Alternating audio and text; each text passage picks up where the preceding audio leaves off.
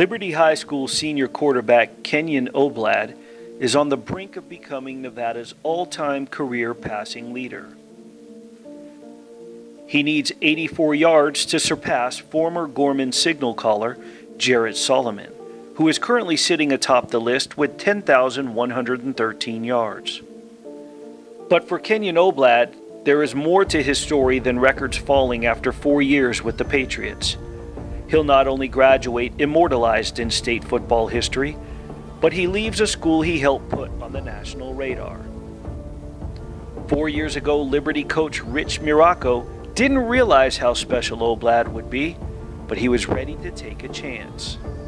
It took a little bit of time to realize it, but myself and my quarterback coach, offensive coordinator, Chad Capanui, we had a lot of talks about what was right at the time for us, and then what could possibly be of the future if we were able to pull it off and start a freshman.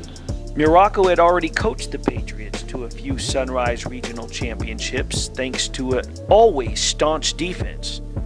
The only thing left to do was find a quarterback who could replace his outgoing record-setting quarterback to now lead the offense.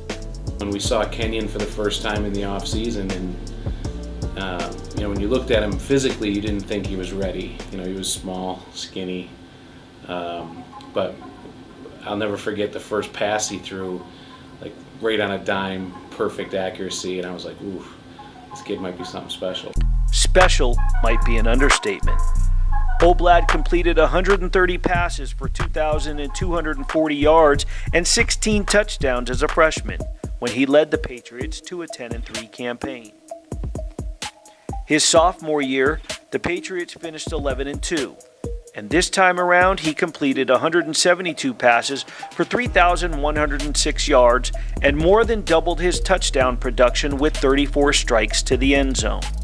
Last year, his legacy grew with his most successful season, completing 245 passes for 3,784 yards, the second most in state history behind former Liberty quarterback Tyler Newman, while also firing 38 touchdowns.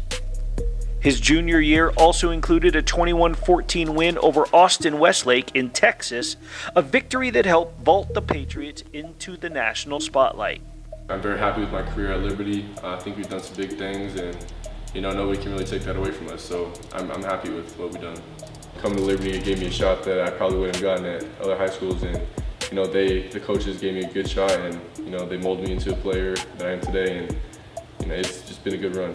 We've won some national games with Kenyon, first ever top 25 ranking with Kenyon. So. That's kind of the stuff that I'll look back on, and just being a team that competes every night and has an opportunity to win. That's what I'm kind of most proud of. The best feeling I had, there's two moments. One was when we beat Mililani here, and then two was beating Austin Westlake last year in Texas. I think those were both program-defining wins for us, and we wouldn't have been able to do it without Kenyon. Playing with the best quarterback in the nation. Playing with the best quarterback in the nation. Playing with the best quarterback in the nation. Playing with the best quarterback in the nation. Heading into his senior season, Nevada Preps ranked Kenyon as the top quarterback in the city, over Bishop Gorman's Dorian Thompson-Robinson, who many consider to be the nation's third best dual-threat quarterback. Those at Nevada Preps who determine the preseason rankings take in consideration what players have done during their entire high school career.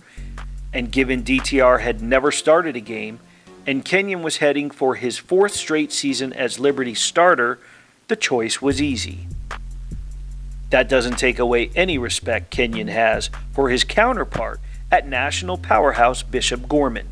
If Tate Martell never moves to Las Vegas, and Dorian gets his shot freshman year, which he expected to do, would we be talking about a two-man race going back and forth throughout this season as to who ends up with the state record?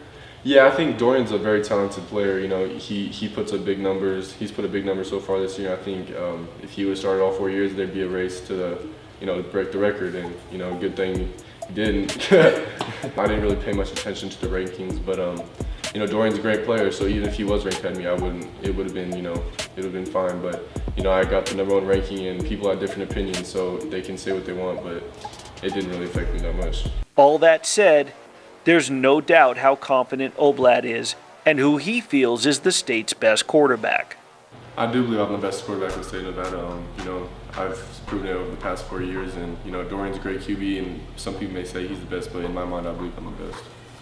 While Oblad believes he is the best in the state, he's also sitting on just 6 scholarship offers. 2 of them include UNLV and UNR.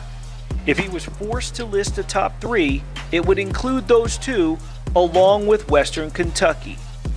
But weighing heavily on his mind is the school roughly 12 miles from Liberty High School.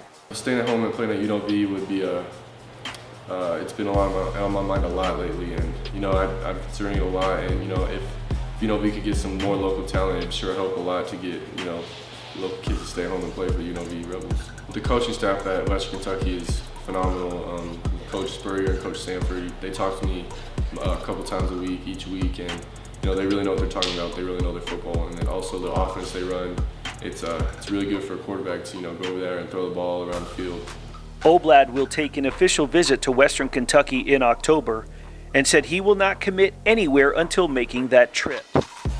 First thing on the agenda is Thursday's game against undefeated Green Valley in the Southeast Division opener for both teams. He can't escape the hype that comes with the state record, like in his last game against North Las Vegas's Legacy, when there were some drop balls, misrun routes, and even he was a little impulsive with some of his throws. This week, Oblad said he would love to finally get it over with so he can focus on the season. I think I got a little overzealous.